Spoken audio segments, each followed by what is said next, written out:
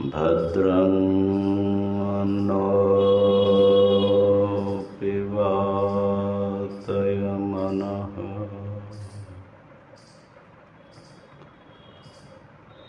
ॐ शान्तिः शान्तिः शान्तिः।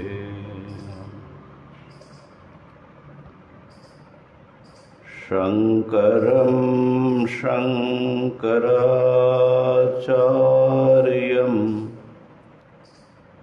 केशवं बादरायणं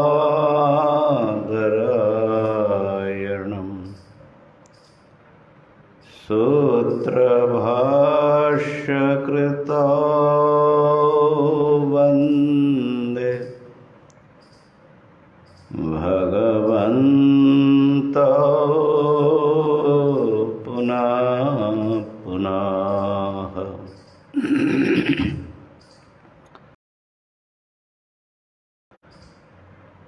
ईश्वरो गुरुरात्मेति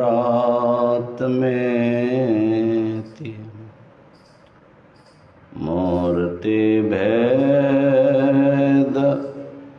विभागिने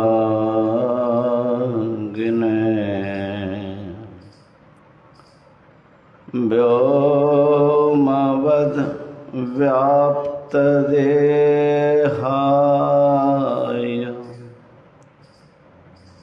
दक्षिणामूर्तये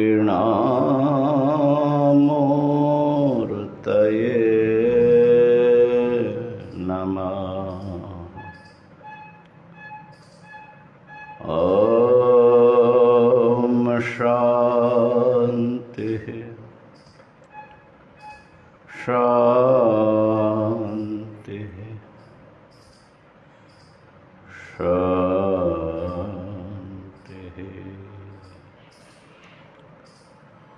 ओम हरि ओम हरि ओम। भगवान भाष्यकार आदि शंकराचार्य के द्वारा रचित ये प्रसिद्ध ग्रंथ विवेक चूड़ामणि का हम लोग श्रवण मनन कर रहे हैं। और यहाँ पर हमारा जो अहम अनुभव है उस अहम अनुभव जो शुद्ध आत्मा का स्वरूप नहीं है उसका उससे बिल्कुल अलग ब्रह्मस्वरूप आत्मा है, वो यहाँ पर बताया जा रहा है।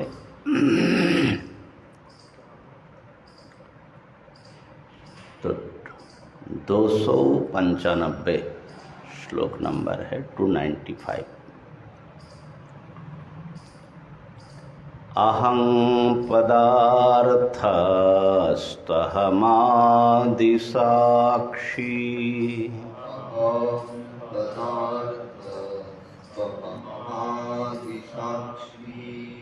नित्यं सुषुप्तावपि भावदर्शनात्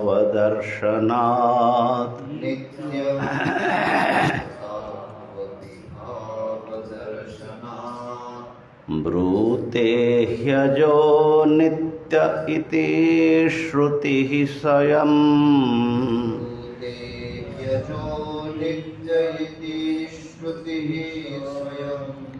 तत्प्रत्यगात्मा सदसद्विलक्षणः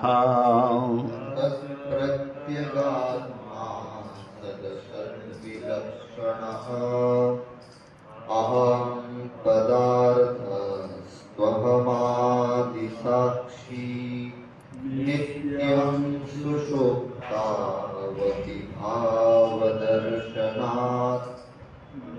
श्रुति यजो नित्य इति श्रुतिः स्वयं तत्प्रत्यगात्मा सदसद्विलक्षणः। अहम पदार्थः माने आत्मा, तू, परंतु अहमादि साक्षी, अहंकार से लेकर प्राण मन इस देह और बाहरी विषयों के साक्षी है, माने अनुभविता है, जानने वाला।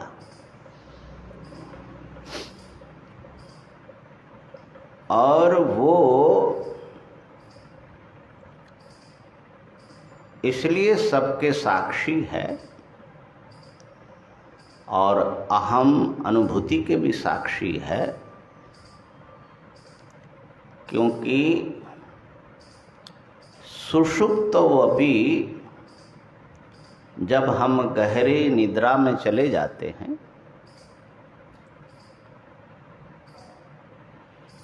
तो वहाँ पर भी उसके अस्तित्व अनुभव में आता है। नित्यम, या तो नित्य शब्द को साक्षी का विशेषण बना ले, नित्य वस्तु हैं, क्योंकि सुषुप्ति में भी उसका भाव माने सत्ता अस्तित्व दिखाई पड़ता है।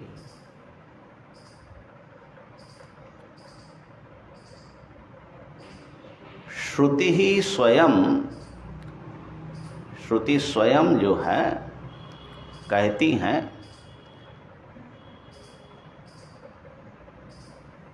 अजः नित्यः, ही माने क्योंकि, उसके प्रमाण भी दे रहे हैं। श्रुति नित्य, श्रुति कहती है कि आत्मा जो हमारी अपना जो स्वरूप है वो नित्य है, अजन्मा है।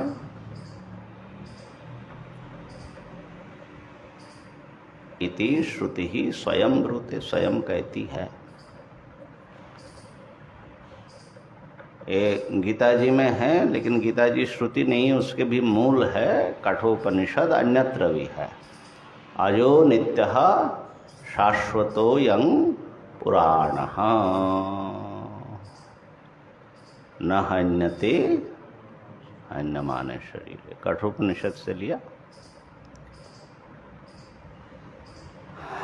हाँ, तत् माने उस हेतु से प्रत्येक आत्मा, हमारी जो अंतरात्मा है, माने हमारा जो वास्तविक स्वरूप है, सदसद विलक्षण,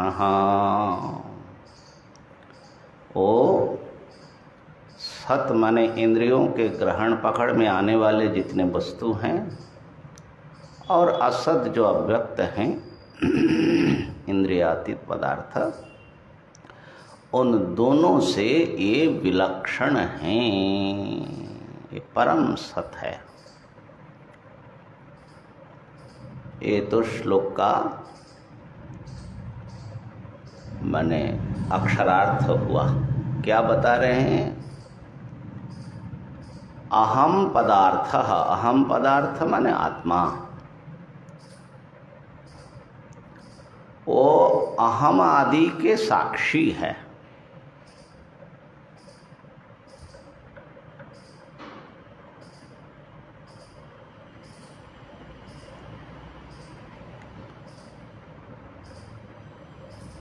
अहम पदार्थ अहम आदि के साक्षी हैं।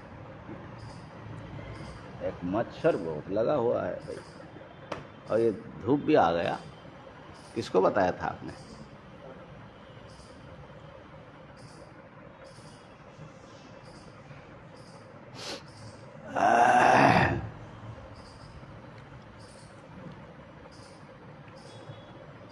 तो यहाँ पर अहम शब्द का 2 बार प्रयोग हुआ है। एक बार कह रहे अहम पदार्थः और अहम आदि साक्षी। तो अहम पदार्थ जो है वो अहम आदि के साक्षी है। तो ये आप लोग वेदांत विचार करते हैं तो आपको पता लग गया कि बात कैसी है, विरुद्ध बात है, लेकिन समाधान भी हो गया होगा।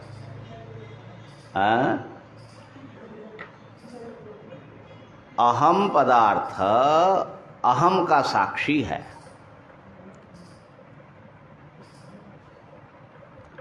साक्षी किसी घटना का साक्षी होता है, उससे वो भिन्न होता है। तो जो अहम रूप एक कोई घटना या वस्तु है जो हम लोग मैं करके अनुभव करते हैं। हिंदी बुझते पारो? एकदम ना।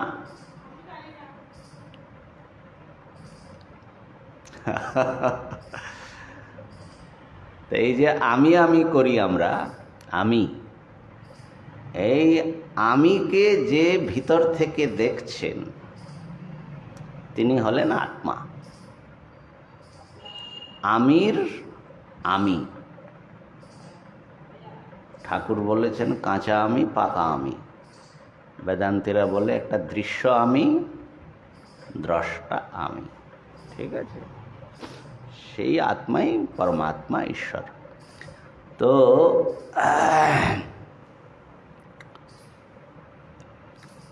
अहम पदार्थः माने अहम पद से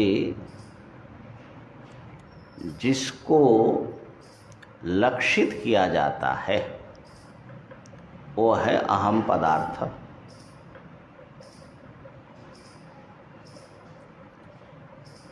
हम लोग जब बोलते हैं कि मैं, तो इस मैं को,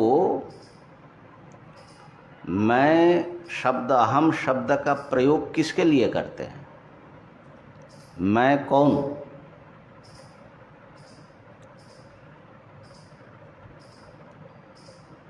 किसके लिए करते हैं? कौन? मैं माने ये शरीर। किसको मैं बोलते हो? जो मैं बोल रहा है वो कौन है? ये जीवा, मुख। तो अहम बोलने वाला कौन है? आत्मा ब्रह्म। किंतु बुझे बोलते हवे तो खाली मुखस्थ करा कथा बोलते तो हवे ना। तो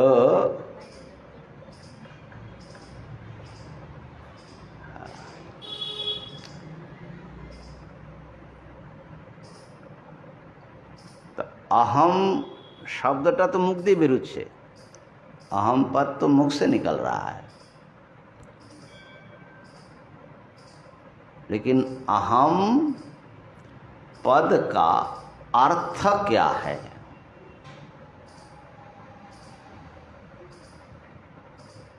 किसको अहम बोल रहे हैं आप?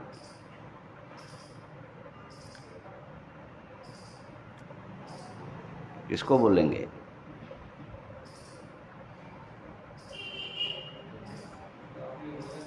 बोलो बोलो।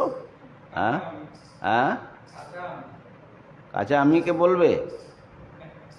हाँ बोलो।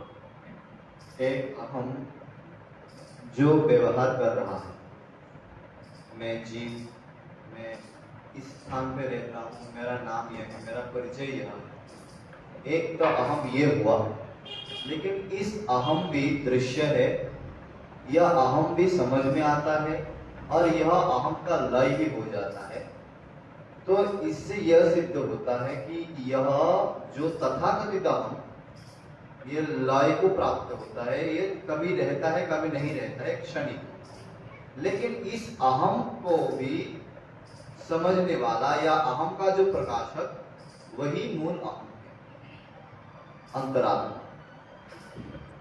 अहम पद का अर्थ क्या है बताओ?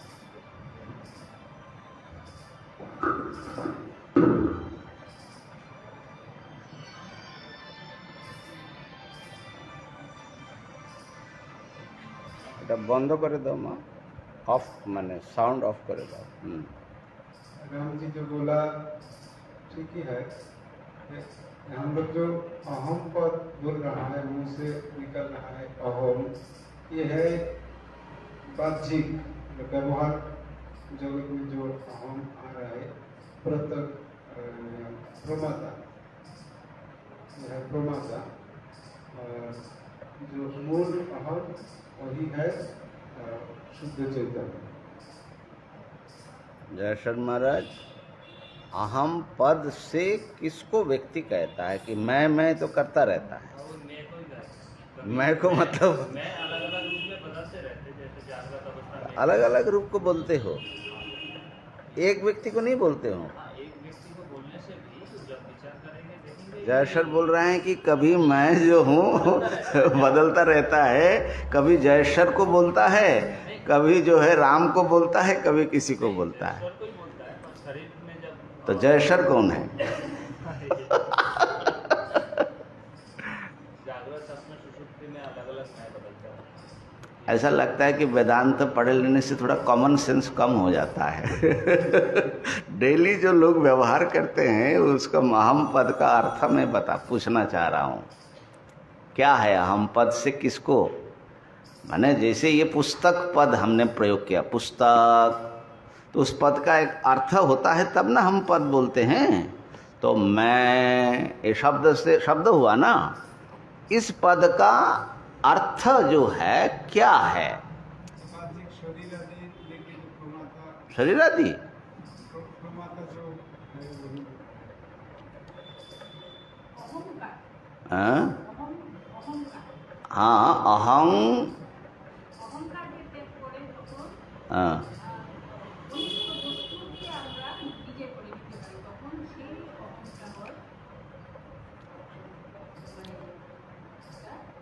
তোমরা একটু বেদান্ত পড়েছো নাকি, শুনেছো? ফিলোসফি? আরে বাহ, খুব ভালো। ভালো করে বুঝতে এগুলো হারিয়ে ফেলেছো? আরে যা বাবা, এ তো মূল্যবান বস্তু তাহলে হারিয়ে ফেলেছো। অনুশীলন করছো না? না হ্যাঁ মা, কি বলছো? টিচার ছিলেন কিসের? ফিলোসফির? আচ্ছা, জেনারেল টিচার। तो अहम पद से हम लोग हमेशा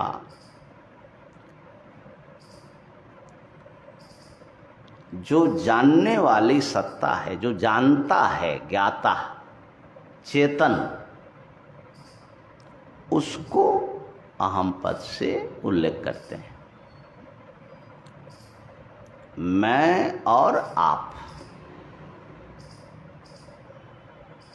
तो मुझसे जितने भिन्न वस्तु हैं ज्ञेय, उसको इदम करके यह यह यह अपने से भिन्न रूप से बोलते हैं।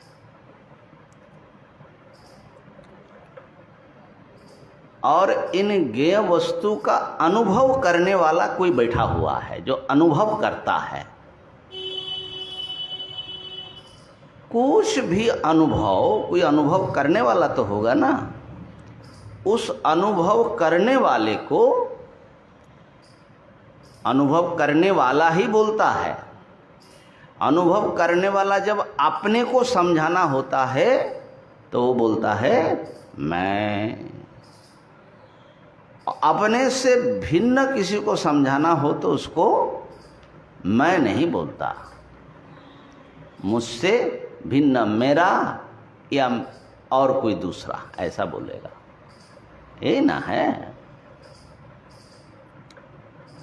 तो अहम पद का अर्थ याद रखना कि अनुभविता, ज्ञाता, उसी का दूसरा नाम है आत्मा।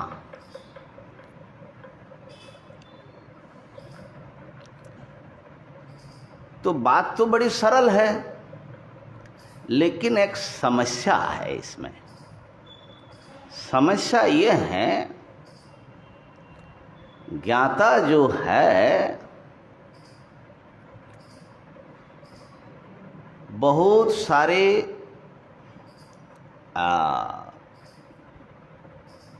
साज सज्जा, कपड़ा, आभूषण लगा करके इन सब को अपने साथ एक मिला करके वो अपने को समझता है। जो ज्ञेय वस्तु है,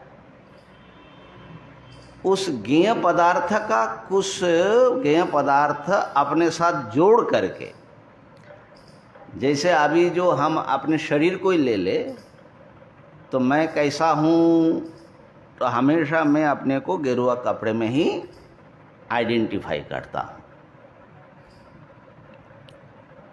तो ये गेरुआ कपड़ा तो हमारा स्वरूप नहीं है, लेकिन ऐसा हो जाता है। ऐसे ही ये जो अहम पदार्थ हैं, ज्ञाता, वो ज्ञाता क्या करता है, ये शरीर, प्राण, इंद्रियां, मन, अहंकार, अहम अनुभूति, और जो है बुद्धि, और यहाँ तक कि अव्यक्ता ज्ञान, माने पंचकोश जिसको कहा जाता है। ये कोश उसके वस्त्र हैं, आवरण। तो 5 कोश ओढ़ करके इन 5 कोशों को अपने साथ एक बना करके वो इस समय समझता है। समझता अपने को ही है, लेकिन साथ में अनात्मा को मिला करके, ज्ञेय पदार्थ को मिला करके समझ रहा है। इतना खाली गड़बड़ है, लेकिन कहता किसको है? अहम से, अपने को ही। ठीक है ना? ये ध्यान रखना चाहिए, इसमें गड़बड़ क्यों हो जाता है?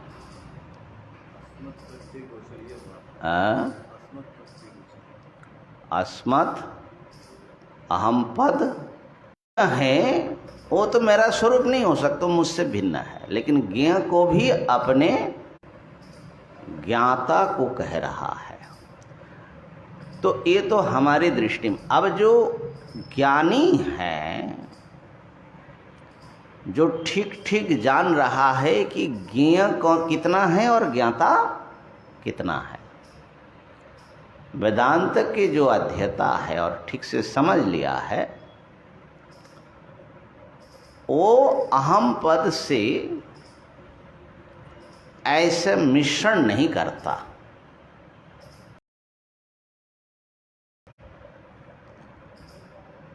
वो जो है अहम पद से 2 अलग अलग अर्थ को वो अभिप्रेत करता है।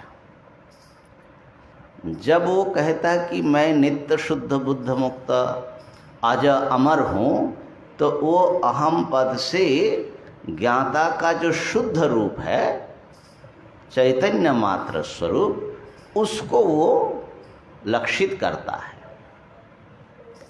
और जब कोई पूछता है कि आप कहाँ से आए हैं, मैं हरिद्वार में था, बनारस में आया, तो वहाँ पर वो बिल्कुल ज्ञाता से अलग, वो व्यक्ति जिसको शरीर आदि को मिश्रण करके समझ रहा है, ऐसे व्यक्ति सत्ता को वो अहम शब्द से कह रहा है जानबूझ करके। उसमें आत्मबुद्धि नहीं करता, लेकिन लोक के साथ व्यवहार कर रहा है। आज मैं थोड़ा अस्वस्थ हूँ, ऐसा ज्ञानी भी बोल सकते हैं, बोलने में कोई अपराध नहीं है, है ना? लेकिन वहाँ व्यक्ति को मैं करके ये देह इंद्रियों को वो समझाता है अलग करके। तो उनके वहाँ अहम पद का दो अर्थ है ज्ञानी का। पंचकोश में भी कभी अहम पद का प्रयोग कर रहा है और कभी पंचकोश से बिल्कुल अलग शुद्ध आत्मा, अहम ब्रह्मास्मि, मैं परमात्मा हूँ, ऐसा जब बोलते हैं तो वो शुद्ध चित स्वरूप को अहम पद से कहते हैं। और अज्ञानी हमारे जैसे अविवेकी जन जो हैं, ये शुद्ध चैतन्य माने ज्ञाता और ज्ञेय, इनको मिश्रित करके हम लोग प्रयोग करते हैं। ठीक हो गया? तो अहम पदार्थ जो है असल में शुद्ध आत्मा है। शुद्ध आत्मा क्यों बोल रहे हैं? माने देहादि अनात्मा से, ज्ञेय से अलग करके उसका जो वास्तविक स्वरूप है उस अर्थ में। तो अब हमारा जो है, हमारा टास्क क्या है, हमको करना क्या है, कौन सी साधना करनी है? ये जो आत्मा के साथ में ये जो अशुद्धि लग गई, अशुद्धि कैसे लगी? माने हमारी बुद्धि में हमारी जो भ्रम है, देह आदि को जो मैं करके हम लोग समझ रहे हैं, इस समझ का शोधन, इसका संशोधन ये करना है। ठीक है? तो अब यहाँ पर जो है देह आदि से कैसे अपने को अलग करे, वो बात चर्चा हो गई। हाँ, देह आप हैं कि देह को जो जानता है वो आप है? कौन है आप? তুমি কে? দেহ নাই, দেহটাকে যে অনুভব করছে যে এটা আছে। হ্যাঁ, তো যে অনুভব করছে সে কি দেহ না দেহ থেকে আলাদা? আলাদা নয়, দেহটাই অনুভব করছে দেহকে।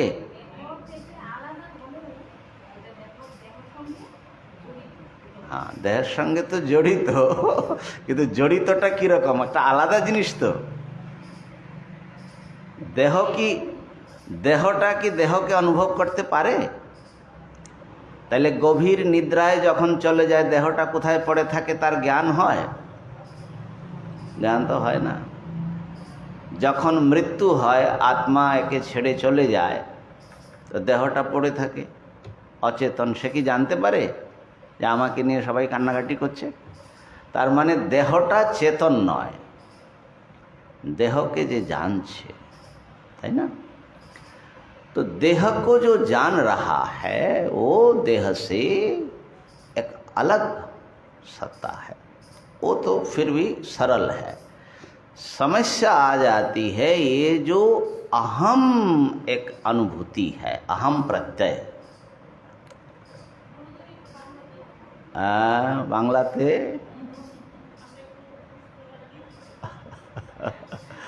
माझे मध्य बोलबो एकटू एकटू बांगला। हाँ, तो इस देह में के भीतर मैं हूँ, ऐसा हम लोगों को अनुभव हो रहा है।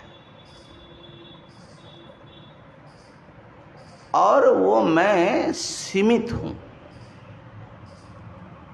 दूसरों से अलग। तो ये जो सीमित जो मैं, उसको बोलते हैं अहंकार, छोटो आमी।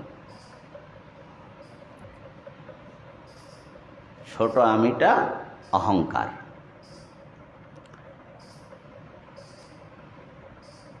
तो এখানে বোঝাচ্ছেন যে এই অহংকারটাও আসলে তুমি নও, আসল आत्मा नय। अहंकारटाও ज्ञेय, अहंकार भी ज्ञेय है, वो भी ज्ञाता नहीं है। इसको समझा रहे हैं भगवान शंकराचार्य जी।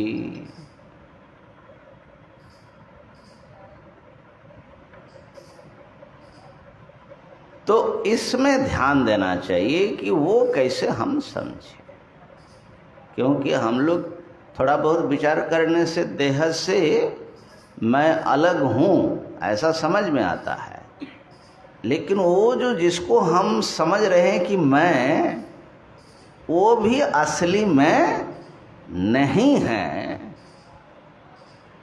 ये समझना इस प्रकरण का अभिप्राय है। दूसरे शब्द में अहंकार और आत्मा का विवेक करना।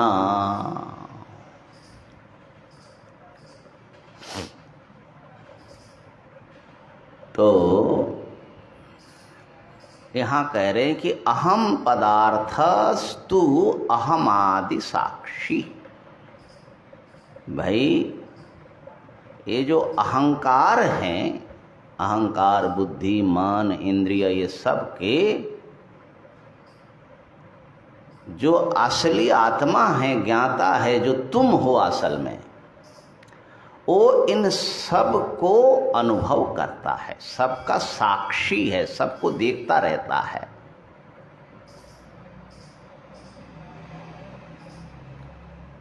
अहम पदार्थस्तु अहम आदि साक्षी। अहम आदि के वो साक्षी है, अहं के साक्षी है। अहं को आत्मा नहीं समझने का, अहं के जो साक्षी है।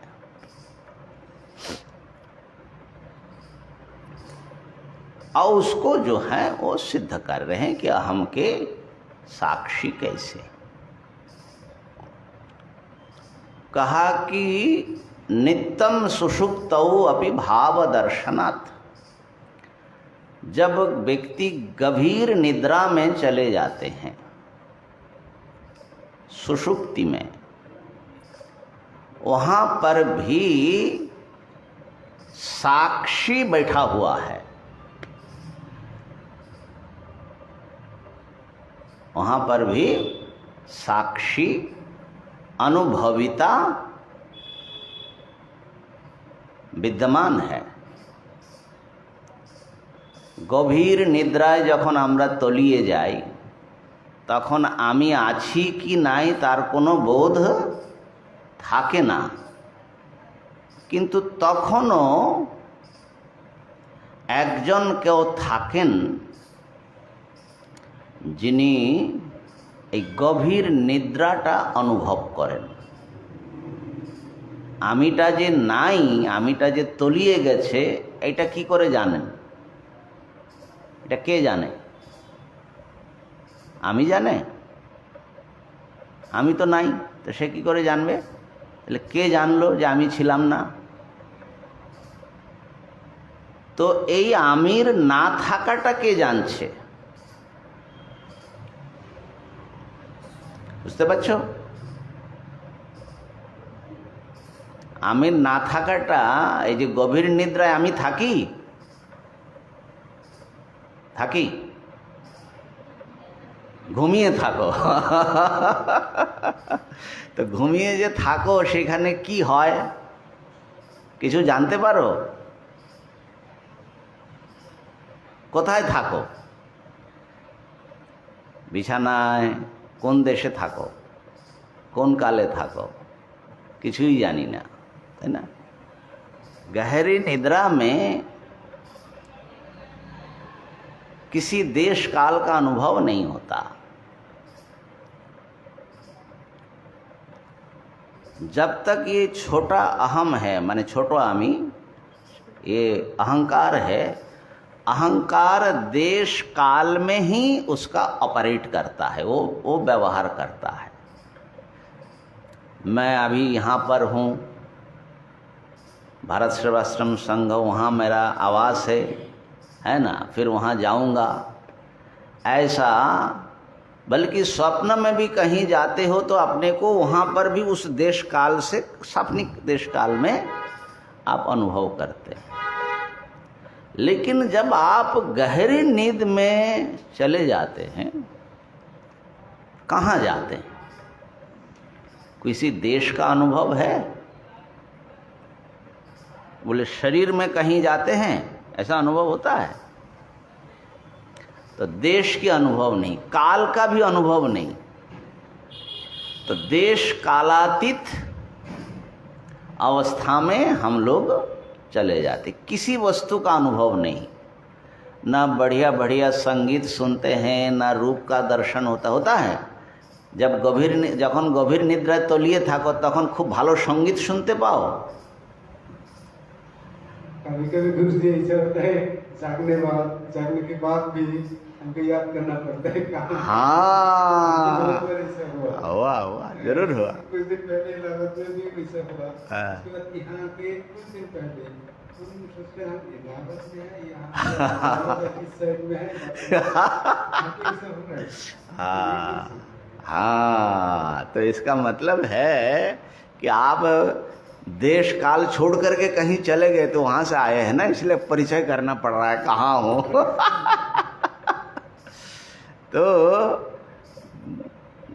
गंभीर निद्रा में किसी भी ऑब्जेक्ट का शब्द, स्पर्श, रूप, रस, गंध, किसी भी वस्तु का कोई एक्सपीरियंस नहीं है। यहाँ तक कि जो एक्सपीरियंसर है ज्ञाता, उसका भी अनुभव नहीं है।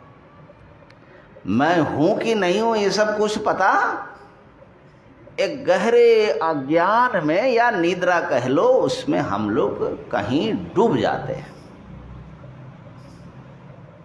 लेकिन ये जो डूब जाते हैं उसका भी अनुभव होता है कि नहीं? नहीं तो कैसे कहोगे कि डूब गया? आप अपने स्वयं की अनुभूति से बोलते हैं। तो ये जो सुषुप्ति या गहरी निद्रा को जो देखता है वो अहंकार नहीं देखता, क्योंकि अहंकार गलने से ही गहरी निद्रा आती है। गहरी निद्रा क्या है? जैसे बर्फ पिघल के पानी हो गया, अहंकार पिघल करके निद्रा हो गई, उसी का नाम गहरी निद्रा है। तो अहंकार तो पिघल गया, वो तो देख नहीं सकता है, विलय हो गया उसका। तो उसके उस विलय अवस्था का भी पता कैसे लग रहा है हमको? भीतर से हम जानते हैं कि वैसा हम गहरी नींद में गए थे, वहां से आया। देखिए, वेदांत को समझने के लिए और खास करके अपने स्वरूप के अनुसंधान के लिए ये जो सुषुप्ति कालीन विवेक है, सुषुप्ति अनुभूति का जो विवेक है, ये ब्रह्मास्त्र है। अपने भ्रम, अहंकार को आत्मा स्वरूप मानने का जो भ्रम है, इसको काटने के लिए, तोड़ने के लिए सुषुप्ति में क्या हुआ था, क्या होता है प्रतिदिन, इसका अनुसंधान, शोध होना चाहिए, विवेक होना चाहिए।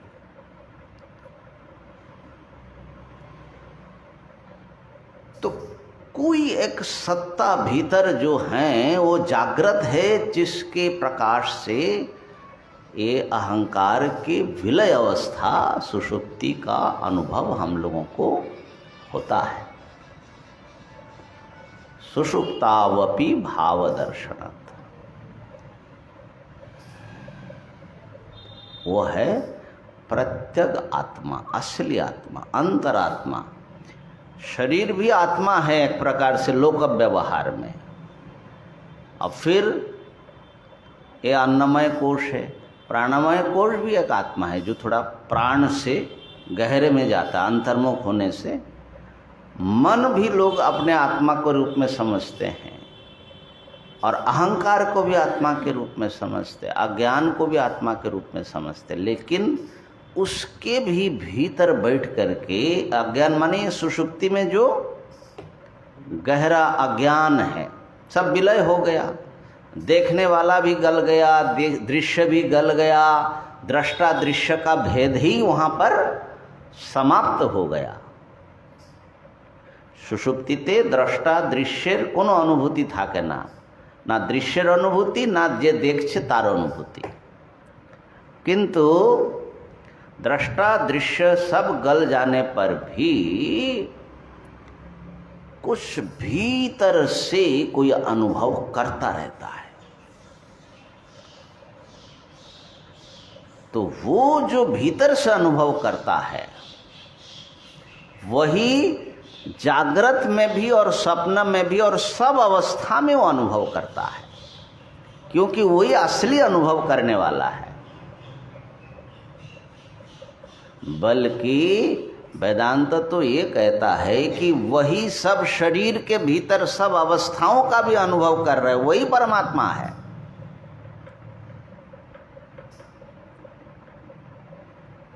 तो इसलिए अपने बाहर का जो खोलश है, कोश,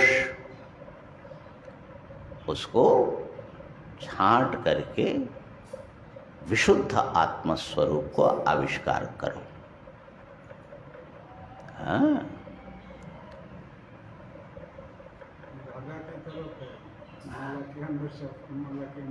हाँ, वो सब के भीतर है।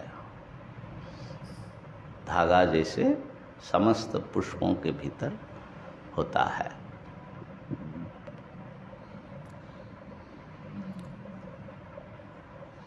अच्छा, अब एक चीज पर ध्यान दें। मुख्य रूप से ये जो सदसद विलक्षण शब्द कहा, उससे सारी बात फिर आ जाएगी। आत्मा सद असत दोनों से विलक्षण है। सत माने जो इंद्रियानुभव का विषय होता है, जैसे ये मैं आप, ये जो कुछ इंद्रियों से जो अनुभव हो रहा है, इंद्रियों से जो अस्थि करके अनुभव होता है वो सत। ठीक है, माने सत शब्द का प्रयोग जो है वेदांत में, शास्त्र में अलग अलग अभिप्राय से होता है। तो जब ऐसा आएगा कि सत असत दोनों से विलक्षण आत्मा है, तो आत्मा भी तो सत है लेकिन वो परम सत है। तो इसलिए यहाँ पर बाहरी चीज को लेना पड़ेगा।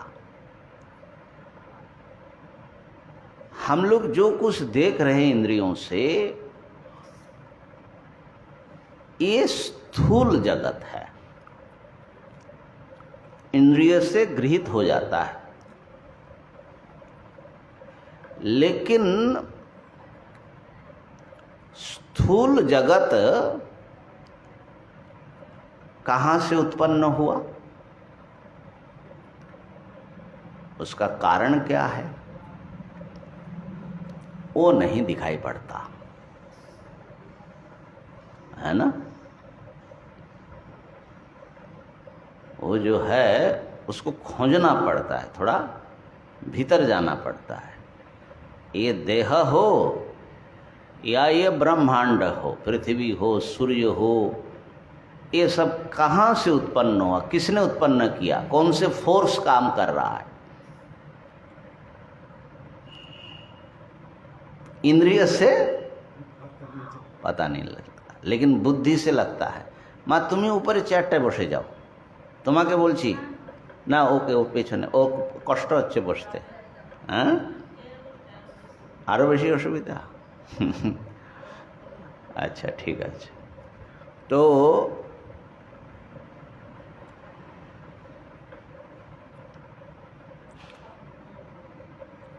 प्रत्येक जगह, जैसे एक पेड़ खड़ा है, वृक्ष, अब वृक्ष जो है हमको बाहर बाहर से दिख रहा है, लेकिन वो वृक्ष बीज से अंकुरित हो करके पूरा वृक्ष बना। कौन कौन से फोर्स उसके भीतर काम कर रहा है और अभी भी काम कर रहा है ना। वो जो पानी ले रहे हैं धरती से, और फिर जो है सूर्य के आलोक से वो जो है फोटोसिंथेसिस, सालोक संश्लेष कर रहा है, भोजन मिल रहा है, वो पूरे शरीर में फैल रहा है, कहाँ कहाँ कैसे कैसे प्रक्रिया चल रही है, कुछ पता लगता है इंद्रिय से नहीं, वो तो अनुसंधान से निकालना पड़ता है। ऐसे हम कैसे जी रहे हैं हमको पता है, कैसे जी रही हो, কিভাবে বেঁচে আছো বলতে পারবে, কে বাঁচিয়ে রেখেছে, শ্বাস কি করে চলছে, हमारा लंग्स कैसा क्यों काम कर रहा है, हार्ट क्यों काम कर रहा है, बोल पाओगे? हो रहा है बस, हमको क्या परवाह है, जब तक चलता है ठीक है, जब रुक जाएगा तब पता लगेगा। तो व्यक्त जो जगत है उसके कारण के रूप में अव्यक्त जगत होता है। जगदीश चंद्र बोसेर खूब फेमास বই আছে, ছোট্ট अव्यक्त, पढ़ार मतो বই। दर्शन, साहित्य और विज्ञान एक साथ में वो मिला हुआ है, उतनी छोटी सी। और एक बड़े साहित्यिक हुए बंगाल में, বনফুলের नाम শুনেছ? हाँ, বলাইচাঁদ মুখোপাধ্যায়। तो তিনি বলছেন अव्यक्त आधुनिक उपनिषद, ये आधुनिक उपनिषद है, माने जगदीश चंद्र बोस एक ऋषि है। खैर, इस प्रकृति को, इस जगत के प्राण को कितने गहरे से देख करके उन्होंने लिखा है, और पढ़ते पढ़ते आपको भी, आपके भी चेतना के खिड़कियां, दरवाज़ा सब खुलता है। तो व्यक्त जगत में हम घूमते रहते हैं। गंगा जी का दर्शन किया, गंगा जी का दर्शन किया, कितना किया, खाली ऊपर ऊपर। गंगा जी गहरे कितना है वो नहीं दिखाई पड़ा, और तुम जो नहीं देख रहे हो कहाँ से गंगोत्री से कहाँ से आ रही है और गंगा सागर तक जा रही है, ये सब भूल गया ना। तो हम लोगों का जो देखना होता है वो अनंत जगत से थोड़ा सा एक काट करके हम देखते हैं। समुद्र से एक चम्मच पानी उठाओ तो कितना समुद्र देखा, ऐसा होता है, समझे? तो ये जो अस्तित्व है ये तो अनंत विस्तार में फैला हुआ है, लेकिन हम जो जी रहे हैं बहुत छोटे से घेरे में। हमारी इंद्रियां जितना दिखाती है, इस इंद्रिय से परे कितना बड़ा जगत पड़ा हुआ है। तो इंद्रिय के घेरे में जितना आया समझ लो उतने का नाम सत है यहाँ पर, माने व्यक्त जगत। और उसके मूल में जो बैठ करके इसको सपोर्ट कर रहा है, इसको पकड़ा हुआ है, चला रहा है, वो है अव्यक्त।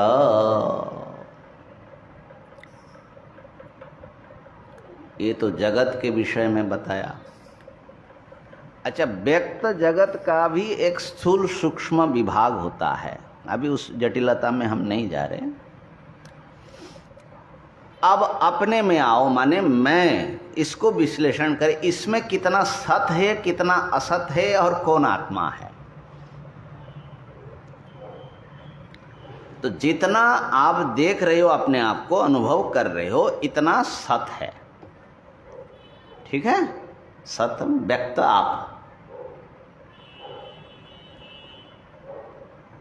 स्वप्न भी एक प्रकार से, स्वप्न में जब आप होते हैं वो भी एक प्रकार से व्यक्त हैं, लेकिन अर्ध व्यक्त, माने ऐसा जागृत जैसा नहीं है, लेकिन स्वप्न में भी आप होते हैं ना।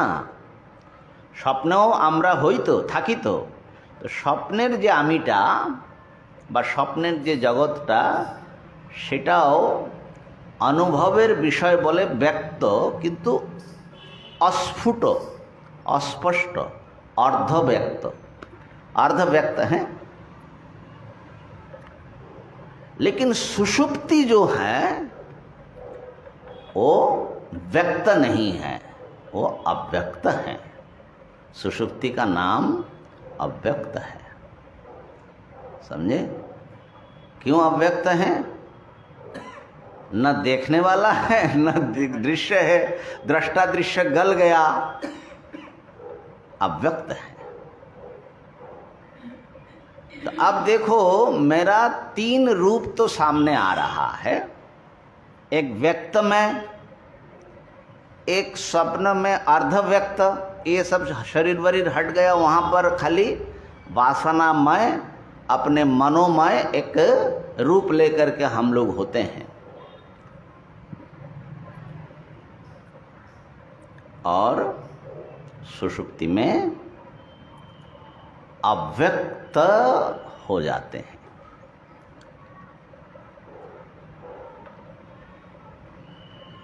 और असल में जो आप हैं, आपका जो सच्चा रूप है, ये न तो इस समय पता लग रहा है, न स्वप्न में पता लग रहा है, न सुषुप्ति में पता लग रहा है। तो ये सत और असत जो सुषुप्ति है, दोनों से विलक्षण है वो आपका स्वरूप। असत रूप माने सुषुप्ति हो गया, असत माने अव्यक्त, ठीक है ना? सदसत विलक्षणम। और उसको अगर डिस्कवर कर लिया,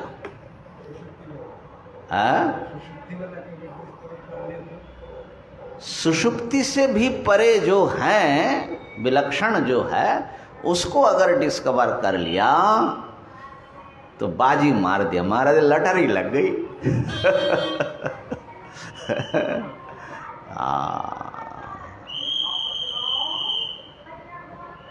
तो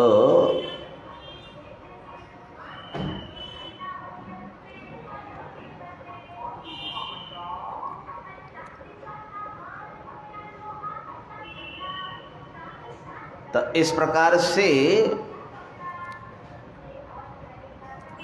आत्मा का अनुसंधान करेंगे तो आप पाएंगे कि नित्य एक चेतन सत्ता है जो सुषुप्ति का आवरण ओढ़ करके बैठा है, सुषुप्ति को जानता है, स्वप्न का आवरण ओढ़ करके स्वप्न पुरुष बना हुआ है, और इस स्थूल देह आदि का आवरण ओढ़ करके ये छोटा मैं बन बैठा है। लेकिन तीनों में वो नित्य हैं और उसका उदय विलय नहीं होता, वो ना तो लय होता है ना उसमें से उठता है। तो आपका एक नित्य सत्ता है, तुम्हारा एक नित्य अविकारी अस्तित्व आछे। से जन्माय ना मरे ना, न जायते न म्रियते। आरेकटा विकारी सत्ता, ए जन्म হয়েছে, বুড়া হচ্ছে, মারা যাবে। তো যে এই জন্ম মরণশীল সত্তাটাকে নিয়েই ঘর করছে, তার দুঃখের শেষ নাই। जो इस जन्म मरणशील सत्ता को लेकर के ही जिंदगी बिता दे रहे हैं, ये छोटा अहम को ही सब मान करके जी रहा है, उसका जीवन सार्थक नहीं होगा। वो दुख से दुख, दुख से दुख, मृत्यु से फिर मृत्यु की ओर वो चलता रहेगा। और जो इसके भीतर जो अमृत सत्ता बैठी हुई है, अजह, जो जन्म नहीं होता, नित्यः शाश्वतोऽयं पुराण, अजर अमर जो सत्ता बैठी हुई है, उसका स्वरूप जिसके सामने खुल जाएगा, वो सब विकारों से, सब दुख से परे हो जाएगा, परम आनंद स्वरूप, ब्रह्म स्वरूप हो जाएगा। अच्छा, तो अहम से माने परिच्छिन्न, सीमित, छोटा अहम से अपने को अलग करने के लिए सुषुप्ति के अनुभव को बार बार विवेक करना है कि क्या सुषुप्ति एक अनुभूति है, तो अनुभविता कौन है, उसका अनुभव कैसे हो रहा है और उसका स्वरूप क्या है।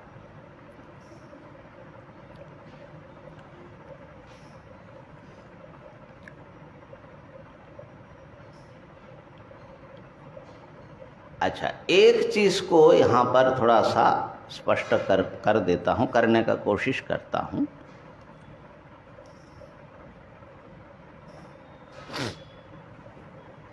अहंकार या छोटा अहम से आत्मा का विवेक करने में कठिनता कई है, लेकिन फिर भी अन्वय व्यतिरेक से वो पता लगता है।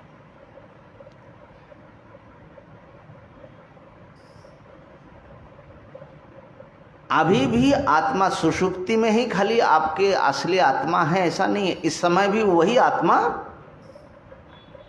अनुभव करता है। इसलिए तो पता लग रहा है कि वही जो इस समय मैं जगा हूं, वही मैं सपना देखा था, वही मैं सो गया था, कुछ पता नहीं लगा था। तो अवस्थाओं का या अहम के रूपों का बदलने पर भी एक कोई धागा जो है मैं करके अखंड रूप से प्रकट हो रहा है। अच्छा, हम लोगों की जो अहम अनुभूति है, मैं, ये अहम अनुभूति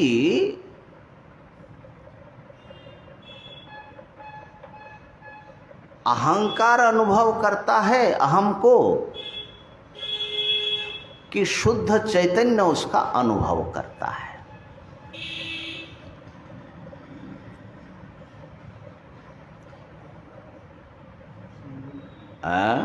नहीं समझा? हाँ, प्रश्न थोड़ा जटिल हो गया मेरा। अच्छा, इसको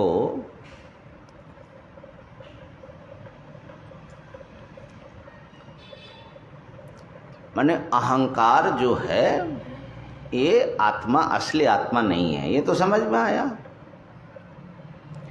अब इस समय जो अहंकार बैठा हुआ है,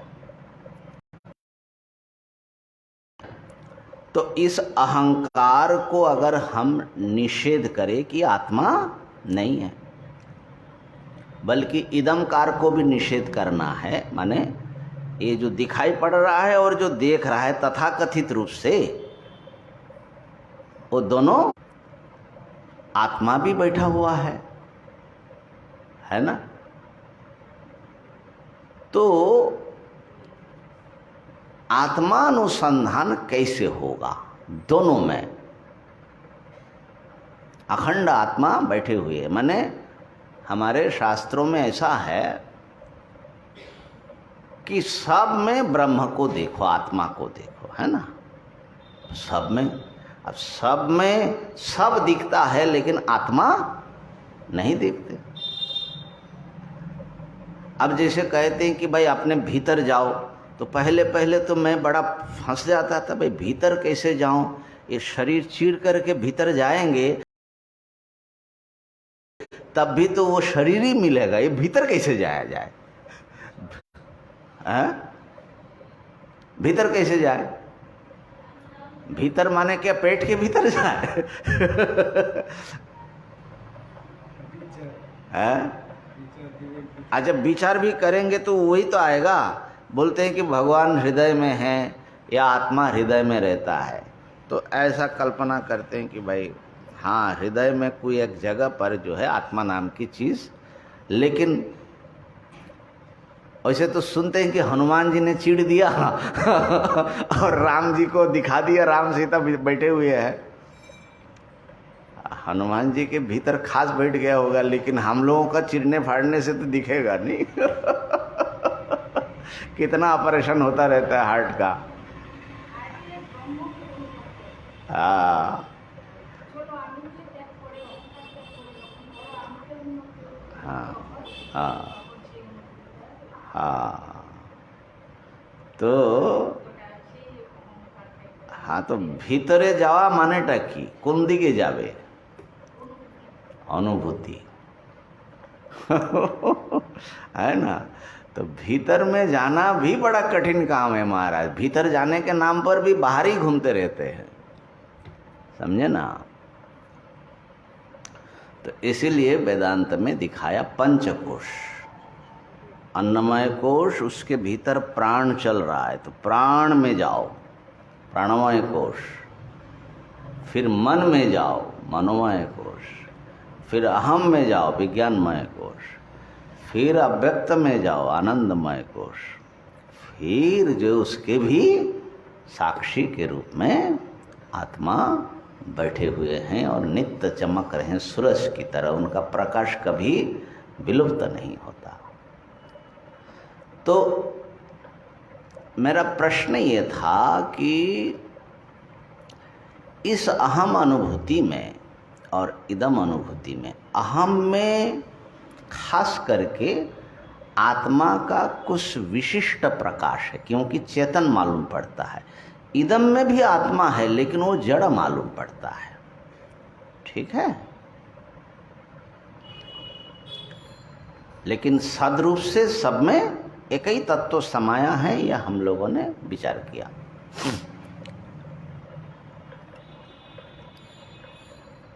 तो ये जो अहम इस समय अनुभव में आ रहा है हमको, इस अहम अनुभूति में ये केवल अहंकार का ही अनुभव है कि इसमें आत्मा का भी प्रकाश हो रहा है?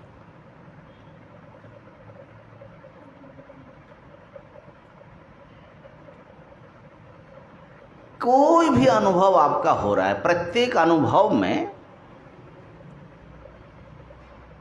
अनुभविता का भी प्रकाश होगा। किसको अनुभव हो रहा है वो पता लगता रहता है। आत्मा और अहंकार में अंतर ये है, अहंकार को अनुभव करना पड़ता है, आत्मा को अनुभव करना नहीं पड़ता, न किया जा सकता है, लेकिन बिना किए आत्मा नित्य अनुभूयमान है।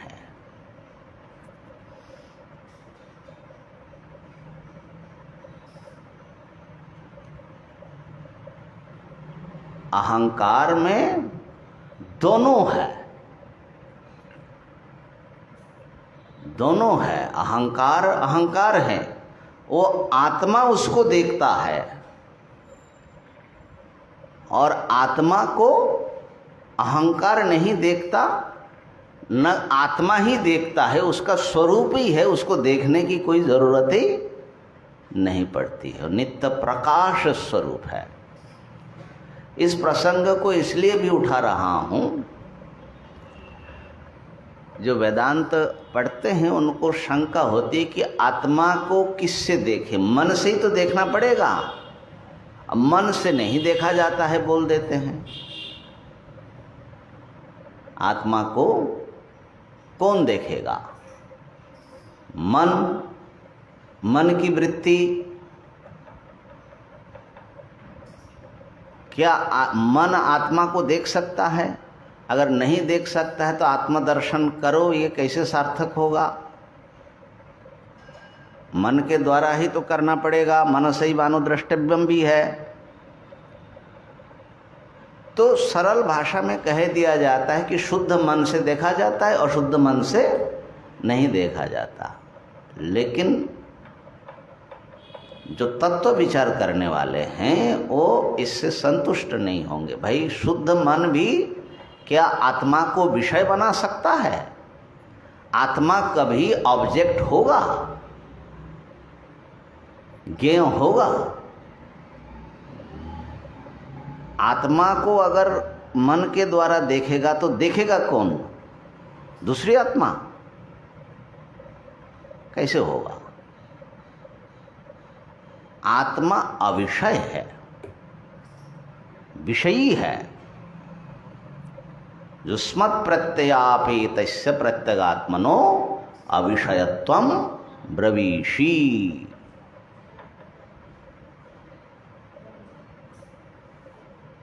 তোমরা জল টল খেলে? মা এখানে গ্লাস আছে, জলের ইয়ে আছে, কারোর পিপাসা লাগলে, হ্যাঁ না?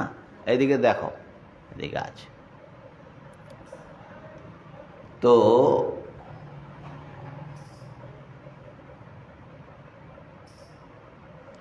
कौन किसको देखेगा? अहम आत्मा को देखेगा, आत्मा हम को देखेगा, कौन किसको देखेगा? आत्मदर्शन कैसे होगा?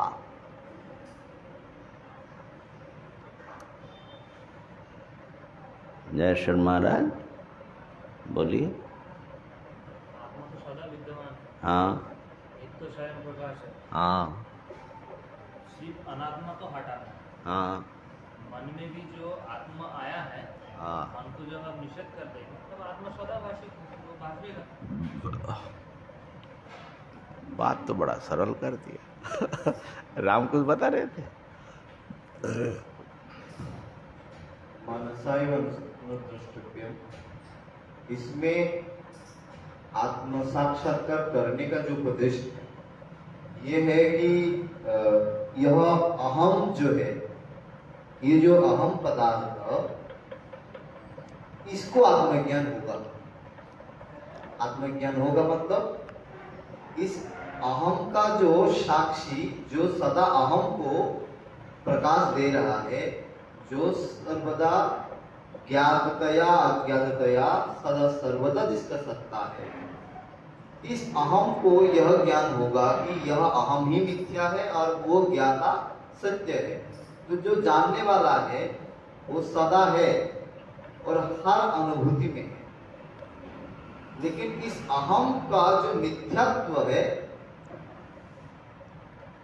वो जो है यहाँ पर, और जो सत्य आत्मा है वही है आत्मज्ञान। इस अहम का जो मिथ्यात्व रूप में, इस मिथ्या को, अहम जो है अपने आप को मिथ्या रूप में समझेगा। बिहारी जी कुछ अधिक प्रकाश।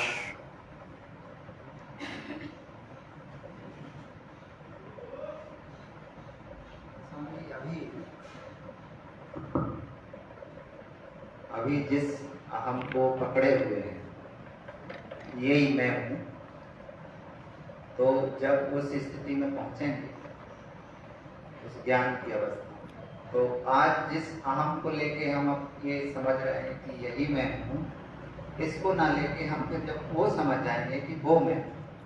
कौन समझेगा? समझेगा तो आत्मा ही समझेगा। बाकी तो जितनी समझ है वो सब समझ नहीं है। वास्तविक समझ तो आत्मा ही की है।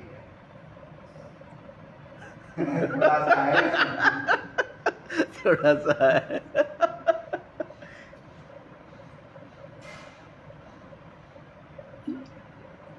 प्रतिभा जी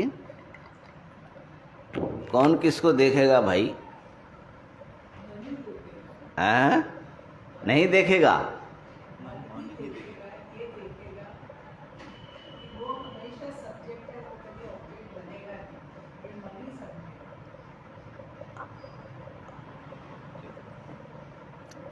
नहीं, मन माने समझना अलग चीज है और देखना खाली समझने मात्र से हो जाएगा।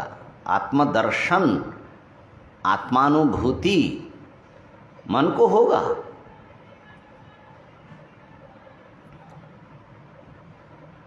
है थोड़ा जो ग्रंथि है यहाँ पर बहुत विचार करने की चीज़ें रह जाती है।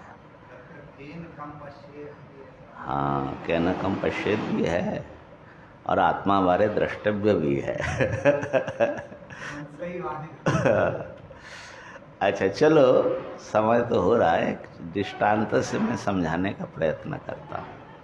हम लोग दृष्टांत बहुत बार देते हैं, लेकिन बहुत बार जो है उस दृष्टांत सुनने से उसकी जो एक माने प्रकाश करने वाली क्षमता है वो कई बार कम हो जाता है, जिसको क्लीशे बोलते हैं, हो जाता है ना, माने बहु व्यवहार में कोई चीज़ जीर्ण हो जाता है। अब देखिए, घट को हम लोग देख रहे हैं और घट के भीतर एक छोटा आकाश भी देख रहे हैं, घटाकाश।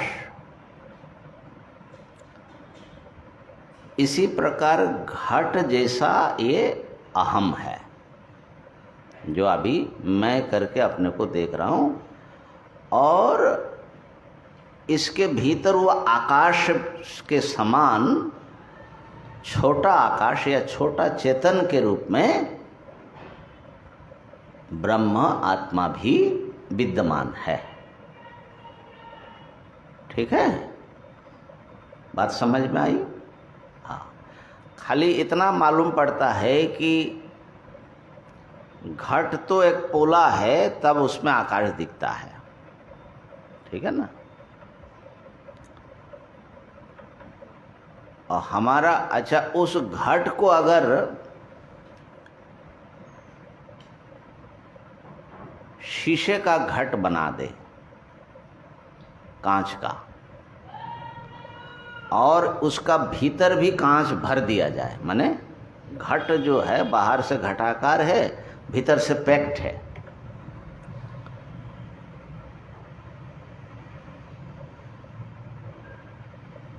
तो भीतर बाहर सब जगह क्या है?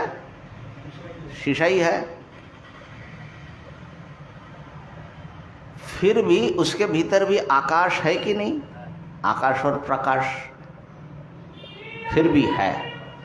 तो ऐसा घट, सॉलिड घट जैसा हमारा अहंकार है, ऐसा नहीं कि ऐसा उसका पेट जैसा कोई भीतर से खाली है, ऐसा नहीं है। ये अहंकार जो है ये पूरा घट है, भरा हुआ। ठीक है, लेकिन फिर भी उसके भीतर आकाश या प्रकाश के समान आत्मा विद्यमान है। अच्छा, अब जब हम घट देखते हैं, असल में दो चीज देख रहे हैं, ध्यान देना। मिट्टी का बनाया हुआ घट को भी देख रहे हैं और उसके भीतर आया हुआ आकाश को भी देख रहे हैं। ऐसे ही जब अहम अनुभव को हम देखते हैं, माने अहम अनुभव जब होता है, उसमें भी असल में दो चीज दिखाई पड़ता है, अहंकार और आत्मा, दोनों एक साथ में दिखाई पड़ रहा है।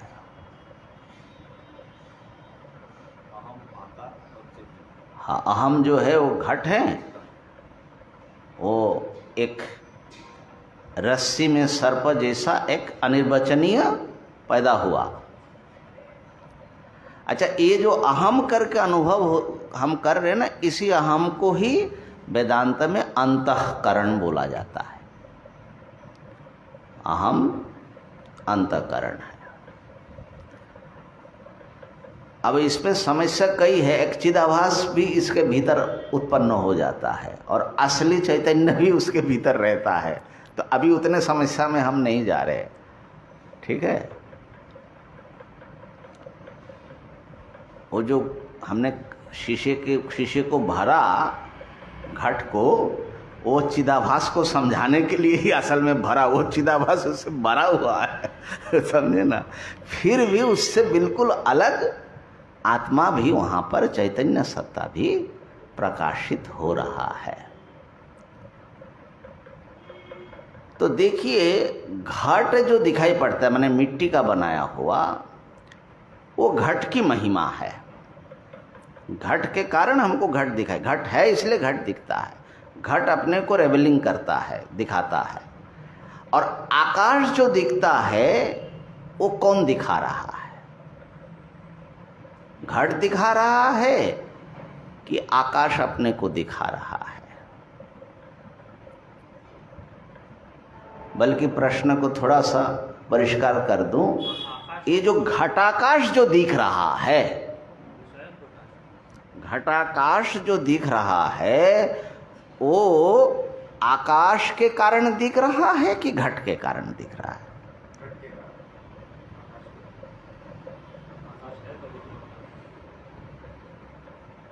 आकाश तो घट के लिए दिखाई दे रहा है, नहीं तो पूरा आकाश ही दिखाई दे रहा है। हाँ, घट फूट जाता तो, पूरा आकाश है। और आकाश यदि वहां से गायब हो जाएगा तो घटाकाश दिखाई पड़ेगा, कितना भी घट रहे। तो आकाश कैसे दिख रहा है? घटाकाश कैसे दिख रहा है? आकाश है इसलिए दिखाई दे तो घटाकाश, ये छोटा जो चेतन के रूप में हम अपने को अनुभव कर रहे, ये अनुभव दोनों कारण से हो रहा है। असली आत्मा और उसको सीमित करने वाला जो अंतःकरण है, अहम, ये दोनों मिल करके उसको, उस दोनों मिला हुआ है, इसके कारण वो दिख रहा है। बात पकड़ में आ रही है? अच्छा, दोनों कारण है, लेकिन यहाँ पर विवेक ये करना है, वहाँ पर भी एक विशेष बात है। वो जो अहंकार या अंतःकरण है, वो स्वयं दिखाई नहीं पड़ सकता, वो सेल्फ रेवलिंग नहीं है, स्वयं प्रकाश नहीं है। वो आत्मा से उसका प्रकाश हो रहा है। उसका प्रकाश करने वाला उसके भीतर बाहर सब जगह है। और वो जब गायब होता है सुषुप्ति में, तब भी वो प्रकाश रह जाता है। तो अहम का प्रकाशक जो अहम के भीतर बैठ करके अहम जैसा बन करके,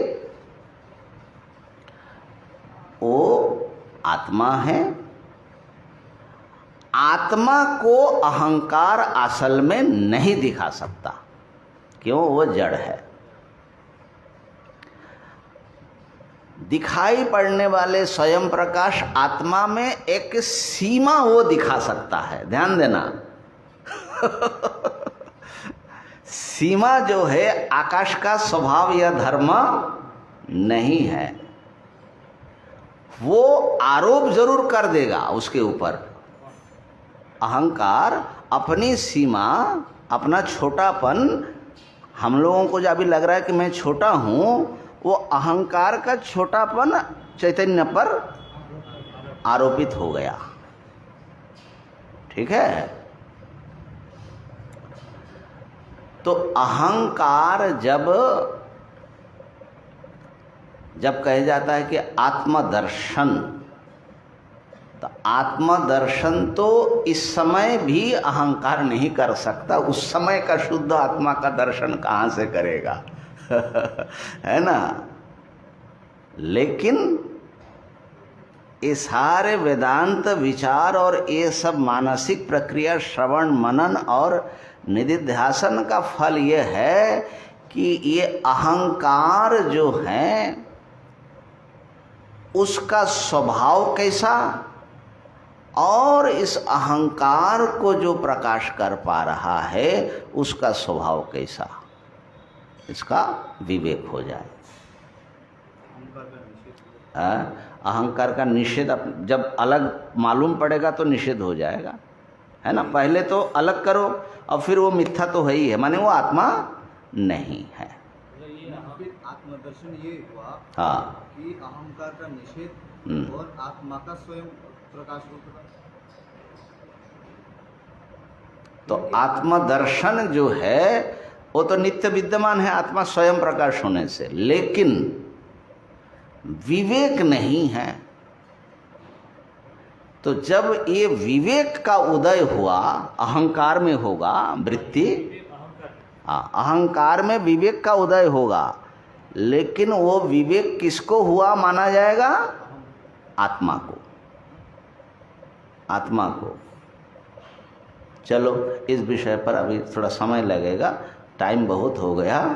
इस विषय को, ज्ञान जो हो रहा है वो किसको हो रहा है? अभी जो तुम इंद्रियों से देख रही हो, ज्ञान किसको होता है? तथाकथित हम जानता है, विषय रूप जो ज्ञान, जैसे सब कुछ आत्मा जानता है। ज्ञान नाम की वृत्ति भली अंतःकरण में रहे, लेकिन जानेगा कौन?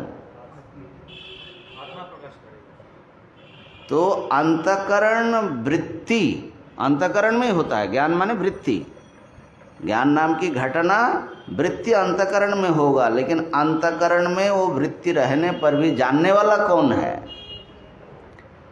तो हमेशा याद रखना, ज्ञान भी आत्मा को होता है, अज्ञान भी आत्मा में है, और वस्तुतः न ज्ञान न अज्ञान ये दोनों आत्मा को छूता है। ये थोड़ा रहस्य हो गया, लेकिन कल थोड़ा सा इसको अच्छी तरह विचार कर लीजिएगा कि